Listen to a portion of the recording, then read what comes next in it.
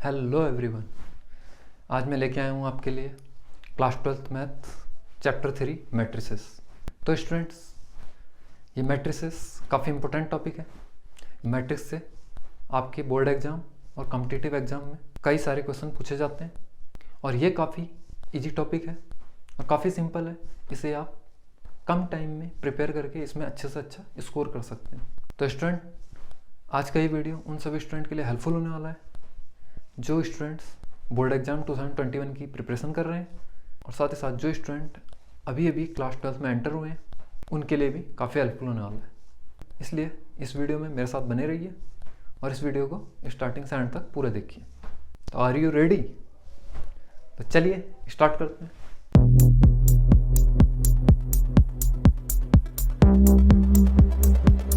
Hello guys, मैं समीर आपका स्वागत करता हूँ आपके अपने यूट्यूब चैनल मैथमेटिकल फंडास में, जहाँ पर मैं 11th 12th और कॉम्पिटिटिव एग्ज़ाम के मैथ्स से रिलेटेड कॉन्सेप्ट को डिस्कस करता हूँ।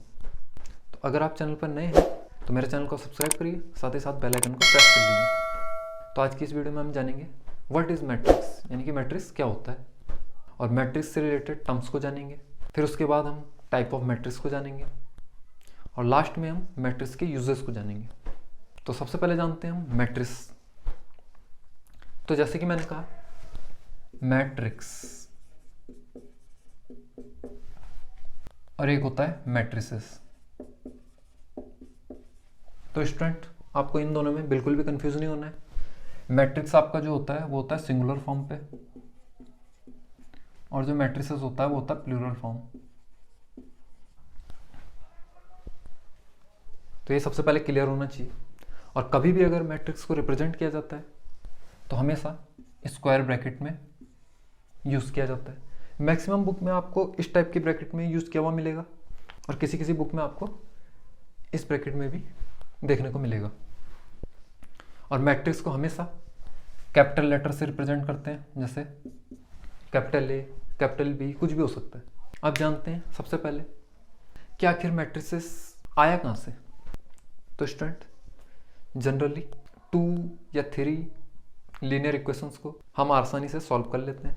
हम पे कई सारे मेथड होते हैं, बट अगर लीनियर इक्वेशंस बहुत ज़्यादा हों, जैसे कि 1000 2000 इतनी लीनियर इक्वेशंस हों और उन सबको हमें सॉल्व करना है, तो उसे हम कैसे सॉल्व करेंगे? उसका तो हमारे पास कोई मेथड है नहीं।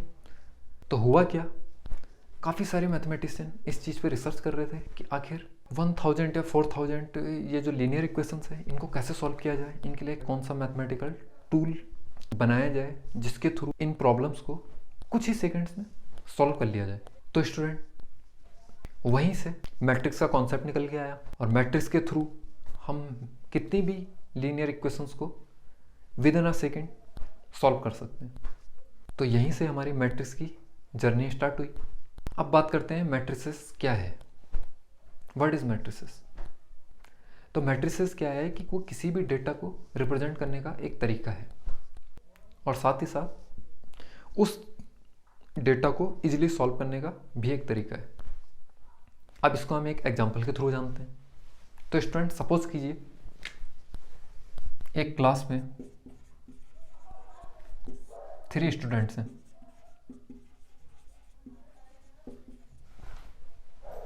अब उनके नाम है राम,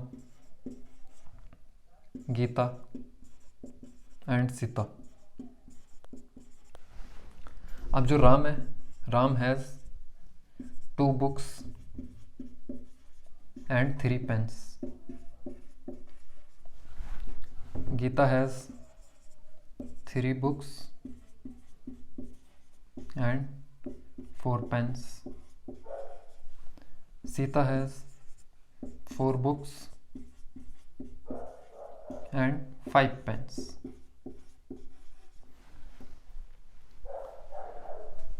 तो स्टूडेंट, ये हमें डेटा दे रखा है एक क्लास के 3 स्टूडेंट्स का। अब इस डेटा को हम मैट्रिक्स की फॉर्म में कैसे अरेंज कर सकते हैं?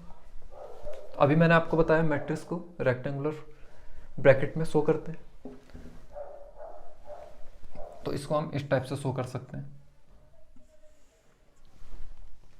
या अब और मैट्रिक्स में सिर्फ और सिर्फ जो एलिमेंट्स होंगे वो सारे के सारे नंबर्स होते हैं। तो यहाँ से नंबर क्या है 2 3 3 4 4 5। तो स्टूडेंट देखिए काफ़ी सिंपल है, हम इतने बड़े डेटा को एक छोटे से मैट्रिक्स में अरेंज कर सकते हैं। अब इसको रिप्रेजेंट कर दिया हमने किस में, मैट्रिक्स में। अब देखिए जहाँ पे ये रिप्रेजेंट कर रहा है राम को, और ये रिप्रेजेंट कर रही है गीता को, और ये रिप्रेजेंट कर रहा है सीता को। और अगर इसकी बात की जाए तो ये रिप्रेजेंट कर रहा है बुक्स को, और ये रिप्रेजेंट कर रहा है पेन्स को। तो देखिए स्टूडेंट कितना सिंपल हो गया। इस डेटा को हमने मैट्रिक्स की फॉर्म में अरेंज कर लिया कि जो राम है, राम के पास 2 बुक्स हैं एंड 3 पेन्स हैं, देख लीजिए। गीता के पास 3 बुक्स हैं 4 पेन्स हैं, और सीता के पास 4 बुक्स हैं 5 पेन्स हैं।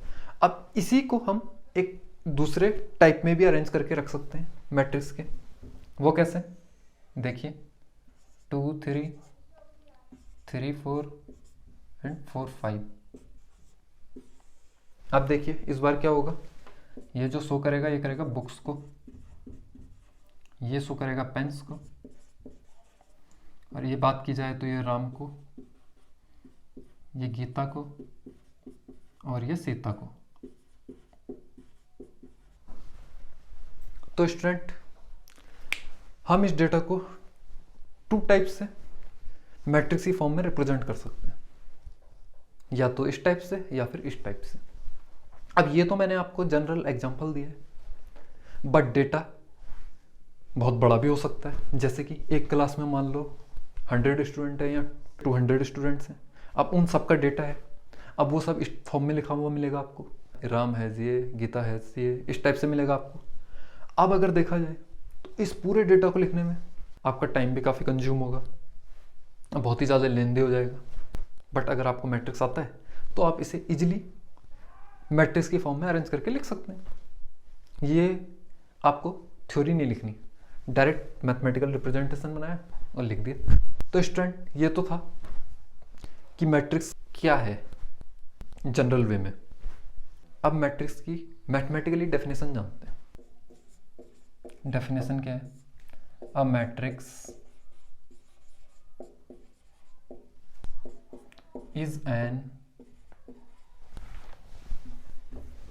is an ordered rectangular array of numbers and functions।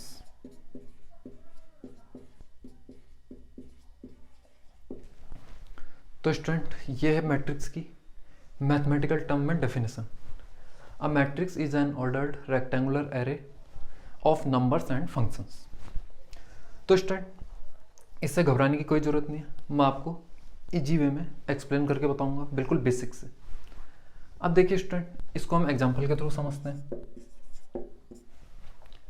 कि मैट्रिक्स अब नंबर्स और फंक्शन की फॉर्म में होगा, जैसे 1 2 3 4 5 6, तो ये भी मैट्रिक्स है। अगला एग्जांपल लेते हैं 1x x square sine x cos x 0 0 0 10x। तो स्टूडेंट ये भी मैट्रिक्स है। इसकी डेफिनेशन में देखिए, अ matrix is an ordered rectangular array of numbers and function. Numbers का एग्जांपल ये हो गया आपके लिए, और फंक्शंस का एग्जांपल ये हो गया आपके लिए, और ये रेक्टेंगुलर एरे है तो रेक्टेंगुलर एरे आ गया। क्लियर? इन्हीं 2 एग्जांपल को लेके मैं आपको बताता हूँ कि जो स्टूडेंट ये आपको मैट्रिक्स के अंदर नंबर डले हुए मिल रहे हैं, जैसे ये हो गया 1 4 2 3 5 6, ये सारे के सारे जो होते हैं ये होते हैं एलिमेंट्स। ये सारे के सारे क्या होते हैं, एलिमेंट्स। तो मैट्रिक्सेस में रो और कॉलम होते हैं। तो जो इस टाइप से आपको मिल रहा है ये लाइन, ये तो ये आपकी होती हैं रोज। और अगर हम बात करें इसकी वर्टिकल लाइंस, ये और ये, ये होते हैं कॉलम्स। तो अगर स्टूडेंट हम बात करें इसकी 1 2 3 4 5 एंड 6, तो स्टूडेंट अगर हम बात करें रो की, तो रो कैसे फॉर्म में होंगी, इस टाइप से यानी कि हॉरिजॉन्टली। और अगर हम कॉलम की बात करें ये होंगे वर्टिकली, इस टाइप से। तो आप इस मैट्रिक्स को देख के बताइए इसमें कितनी रोज हैं और कितनी कॉलम्स हैं। तो रोज मैंने क्या कहा, हॉरिजॉन्टली होंगी, तो यानी कि कितनी रोज हैं, ये होगी R1, ये हो गई R2। अब कॉलम की बात की जाए तो ये हो गया C1, ये हो गया C2, ये हो गया C3। तो अगर इस पर्टिकुलर मैट्रिक्स की बात की जाए तो इसमें 2 रोज हैं एंड 3 कॉलम्स हैं। अब हम आगे डिस्कस करते हैं। अब हम इसी मैट्रिक्स का एग्जांपल ले लेते हैं। इसमें हमने ये तो जान लिया कि रो और कॉलम के बारे में। अब स्टूडेंट सबसे इंपॉर्टेंट टर्म जो मैट्रिक्स में यूज होता है वो होता है ऑर्डर। ये बहुत ही इंपॉर्टेंट है मैट्रिक्स में। अभी हम जो भी आगे पढ़ेंगे उन सब में ये यूज होने वाला है, इसलिए इसको बड़े अच्छे से समझिएगा। तो स्टूडेंट ऑर्डर जो होता है, ऑर्डर इक्वल टू होता है number of rose into number of columns. तो ये इसका फॉर्मूला होता है कि जो ऑर्डर होता है मैट्रिक्स का वो क्या होता है, number of rose into number of columns. अब हम इसी पर्टिकुलर मैट्रिक्स को ले लेते हैं 1 2 3 4 5 6। तो स्टूडेंट अभी मैंने आपको क्या बताया कि इसमें कितनी रोज हैं, 2, और कॉलम कितने हैं, 3। तो मैट्रिक्स का जो ऑर्डर लिखा जाता है, ये जो रेक्टेंगुलर एरे है इसके टेल पे लिखा जाएगा। अब इसका ऑर्डर क्या होता है, number of rose into number of columns. अगर हम इस मैट्रिक्स की बात करें तो इसमें कितनी रोज हैं, ये रो 1 है, ये रो 2 है, और कॉलम्स कितने हैं, C1 C2 एंड C3। तो अगर हम इसके ऑर्डर की बात करें तो क्या होता है, number of rose into number of columns, यानी कि 2 इंटू 3। तो ये इसका ऑर्डर हो गया। ऐसे अगर हम एक मैट्रिक्स ये लें 1 2 3 4, अब इसका ऑर्डर बताइए, इसका ऑर्डर कितना होगा, 2 रोज हैं और 2 ही कॉलम्स हैं, तो ऑर्डर हो जाएगा 2 क्रॉस 2। अब स्टूडेंट इसी पे बेस्ड क्वेश्चन आता है। जैसे मैंने अभी आपको शुरू में क्या बताया, एलिमेंट्स भी बता दिया और ऑर्डर भी बता दिया। अब इन्हीं दोनों से एक छोटा सा क्वेश्चन भी आ जाता है कि मान लो कोई मैट्रिक्स हमें दिया हुआ है, वो कैसे भी हो सकता है, जैसे 1 2 3 4। अब इसका ऑर्डर हमें गिवन है 2 क्रॉस 2। अब हमसे पूछा जाएगा कि इस मैट्रिक्स में कितने एलिमेंट्स हैं। अब एक तरीका तो ये है कि आप एलिमेंट्स को गिन लें, 1 2 3 4, 4 एलिमेंट्स हैं। और एक तरीका ये है कि आपको ऑर्डर अगर पता है तो आप डायरेक्ट आंसर लिख दोगे, शॉर्टकट। कैसे, ऑर्डर के इंटू कर दो, 2 इंटू 2, तो 2 इंटू 2 क्या होता है, 4 एलिमेंट्स हैं। अब ये तो छोटा था इसलिए आपने बता दिया। मान लो 4 क्रॉस 4 या 5 क्रॉस 5 का कोई मैट्रिक्स है, अब उसमें आपसे पूछा जाए कि नंबर ऑफ एलिमेंट कितने हैं, तो अब आप वहाँ पे गिनोगे तो आपको बहुत टाइम वेस्ट होगा। बट अगर आपको ऑर्डर के बारे में पता है तो आप डायरेक्ट बता दोगे कि जो 5 क्रॉस 5 का मैट्रिक्स है उसमें 25 एलिमेंट्स होंगे। और कई बार क्या होगा कि हमें मैट्रिक्स गिवन नहीं होगा, हमसे डायरेक्ट पूछा जाएगा कि अगर कोई मैट्रिक्स हमें गिवन है जिसका ऑर्डर है 2 क्रॉस 3, उसमें नंबर ऑफ एलिमेंट्स कितने होंगे, तो उसके नंबर ऑफ एलिमेंट कितने होंगे, 2 इंटू 3 इक्वल टू 6, यानी कि 6 एलिमेंट्स होंगे। तो स्टूडेंट ये भी आपको क्लियर हो गया। तो स्टूडेंट अभी हमने जाना कि जो मैट्रिक्स के अंदर जो नंबर लिखे होते हैं वो होते हैं एलिमेंट्स। अब हम जानते हैं कि मैट्रिक्स की जनरलाइजेशन फॉर्म क्या होती है और मैट्रिक्स के अंदर जो एलिमेंट्स लिखे जाते हैं उनकी जनरलाइजेशन फॉर्म क्या होती है, तो जानते हैं। चलिए, जनरल फॉर्म, तो किसी भी मैट्रिक्स को रिप्रेजेंट करने की जो जनरल फॉर्म होती है वो क्या होती है, इस टाइप से रेक्टेंगुलर एरे, और ए उसके बेस पे आई जे, जहाँ पे आई शो कर रहा है रो को, जे शो कर रहा है कॉलम को। ठीक है स्टूडेंट्स, अब हम एग्जांपल के थ्रू समझते हैं इसे। मान लो 2 क्रॉस 2 का कोई मैट्रिक्स है जो कि क्या है, स्क्वायर मैट्रिक्स भी है। तो इसके एलिमेंट को अगर हम लिखेंगे तो हम लिखेंगे A11, A12, A21, A22। तो हमने क्या किया, 2x2 मैट्रिक्स की जनरलाइजेशन फॉर्म को लिख दिया, और जो इसके अंदर एलिमेंट्स हैं ये क्या है, जनरलाइजेशन फॉर्म में। अब इसमें क्या है, A11, जैसे A11 है तो मैंने क्या बताया, जो पहले होगा वो रो होगा, यानी रो को रिप्रेजेंट कर रहा है, और ये कॉलम को रिप्रेजेंट कर रहा है। तो इसका मीन्स क्या हुआ, A11 का मीन्स पहली रो पहला कॉलम। अब यही बात की जाए A12 की, तो first row second column. A21 की बात की जाए तो second row first column. A22 की बात की जाए तो second row second column. Clear. अब जैसे सपोज दैट हमें दिया हुआ है एक मैट्रिक्स 1 2 3 4, इसका भी ऑर्डर सेम है 2x2। तो इसमें A11 क्या है 1, A12 क्या है 2, A21 क्या है 3, A22 क्या है 4। आप जानते हैं कि मैट्रिक्स कितने टाइप के होते हैं, type of matrices, type of matrices. इसमें फर्स्ट टाइप है हमारा रो मैट्रिक्स।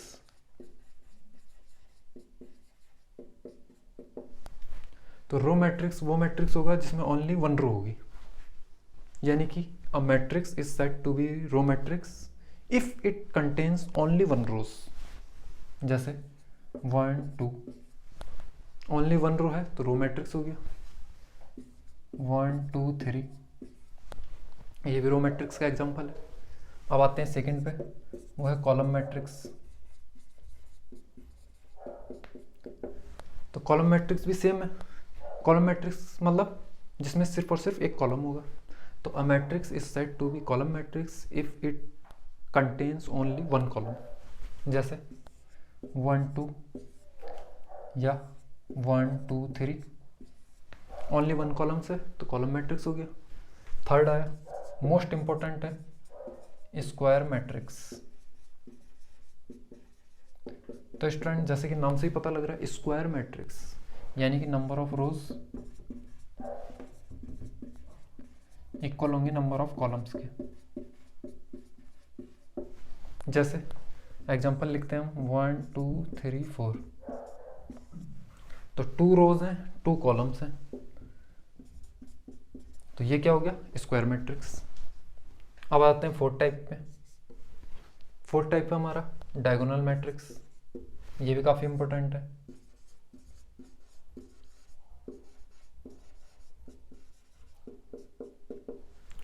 तो यानी कि ऐसा स्क्वायर मैट्रिक्स जिसके डायगोनल में एलिमेंट जो है वो नॉन जीरो हों और ऑल अदर एलिमेंट्स क्या हों, जीरो हों। जैसे एग्जांपल देता हूँ 1 2 0 0, तो ये जो डायगोनल है इसके एलिमेंट नॉन जीरो हैं और ऑल अदर एलिमेंट्स क्या हैं, जीरो हैं।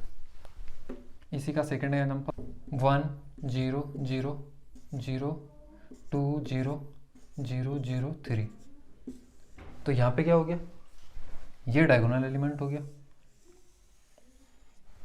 ये डायगोनल हो गया। डायगोनल एलिमेंट क्या हो गए 1 2 3, और बाकी अदर एलिमेंट्स क्या हो गए 0 0 0। फिफ्थ हमारा यूनिट, या फिर इसी को हम क्या बोलते हैं, आइडेंटिटी मैट्रिक्स।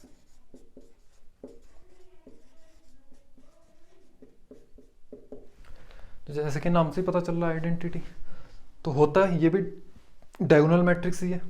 तो यानी कि वो डायगोनल मैट्रिक्स जिसके डायगोनल का एलिमेंट 1 हो और ऑल अदर एलिमेंट्स क्या हो, 0 हो। जैसे इसका एग्जांपल 1 0 0 1, तो देखिए इसके डायगोनल का एलिमेंट क्या हो गया, 1 है, तो आइडेंटिटी मैट्रिक्स और यूनिट मैट्रिक्स हो गया। अब आगे जानते हैं हम, 6 टाइप आता है हमारा स्केलर मैट्रिक्स। अब स्केलर मैट्रिक्स क्या होता है वो मैट्रिक्स जिसके डायगोनल के एलिमेंट्स अदर देन 1 हो और बाकी नॉन डायगोनल एलिमेंट क्या हो, 0 हो। जैसे उसका एग्जांपल दे दिया हमने 2 0 0 2, तो इसके डायगोनल एलिमेंट क्या है 2, अब ये यहाँ पे 1 क्यों नहीं हुआ? 1 इसलिए नहीं हुआ क्योंकि अगर 1 होगा तो ये आइडेंटिटी मैट्रिक्स हो जाएगा। तो 1 को छोड़ के जो भी उसके डायगोनल एलिमेंट्स होंगे बस ये है कि नॉन जीरो होने चाहिए, तो वो क्या कहलाएगा? Scalar matrix. और ऑल अदर एलिमेंट्स क्या होंगे नॉन डायगोनल वाले? वो जीरो होने चाहिए। अब आता है 7 टाइप, वो होता है जीरो या नल मैट्रिक्स। अब ये भी नाम से पता चल रहा है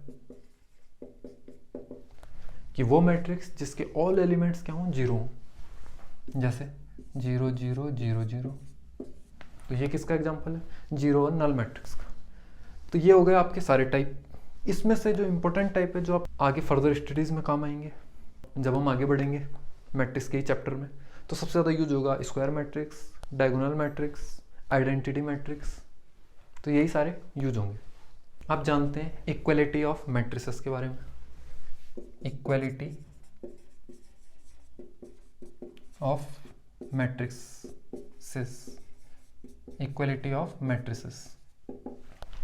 तो स्टूडेंट कभी भी दो मैट्रिक्स आपस में इक्वल कब होंगे? उसकी दो कंडीशंस होती हैं। फर्स्ट कंडीशन है order should be same,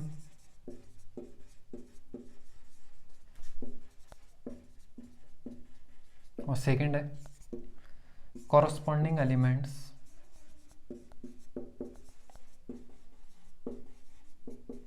are equal.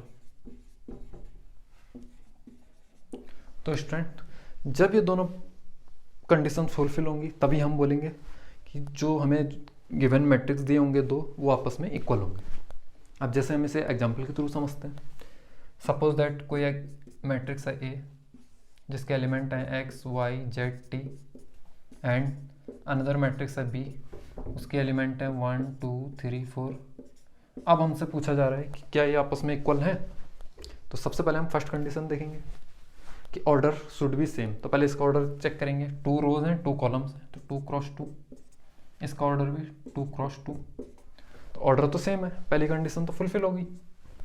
अब सेकंड कंडीशन क्या है? कॉरस्पॉन्डिंग एलिमेंट्स आर इक्वल, यानी कि ये वाला जो एलिमेंट है ये इसके इक्वल होना चाहिए, ये वाला जो एलिमेंट है वो इसके इक्वल होना चाहिए, ये वाला जो एलिमेंट है इसके इक्वल, ये वाला जो एलिमेंट है इसके इक्वल। ठीक है, तो इसकी सिर्फ और सिर्फ एक ही कंडीशन होगी, वो ये है एक्स होना चाहिए इक्वल 1 के, वाई 2 के, जेड 3 के और टी 4 के।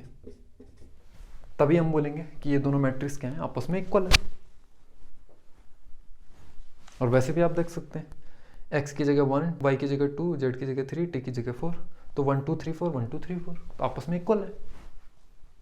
तो स्टूडेंट आज हमने इतना जाना।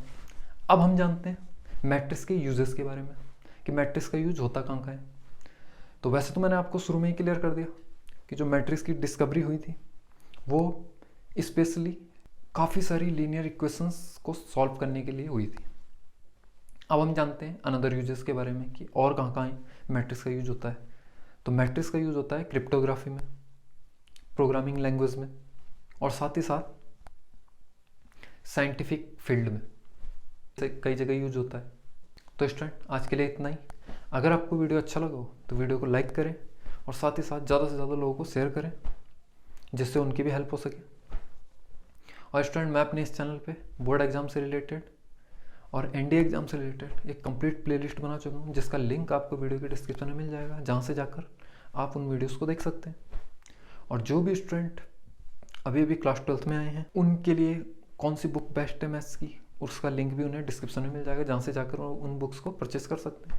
और जो बोर्ड एग्जाम 2021 वाले स्टूडेंट्स हैं उनको इस टाइम कौन से सॉल्व पेपर से पढ़ना चाहिए या कौन से एग्जामिनर से पढ़ना चाहिए या फिर कौन से क्वेश्चन बैंक से पढ़ना चाहिए, उन सब के लिंक्स भी उनको वीडियो के डिस्क्रिप्शन में मिल जाएंगे। उन बुक्स को परचेस कर सकते हैं। और साथ ही साथ स्टूडेंट आप मुझे कमेंट करके बताएं कि आपको ये वीडियो कैसा लगा और आप अगला वीडियो कौन से टॉपिक पे चाहते हैं। और आप मुझे मेरे सोशल मीडिया हैंडल्स पर भी फॉलो कर सकते हैं। और अगर आपकी मैथ्स से रिलेटेड कोई भी क्वेरी है तो मुझे आप कमेंट बॉक्स में बता सकते हैं, उसमें मैं वीडियो लाने की पूरी कोशिश करूँगा। तो मिलते हैं आपसे अगली वीडियो में, तब तक के लिए थैंक्स फॉर वॉचिंग।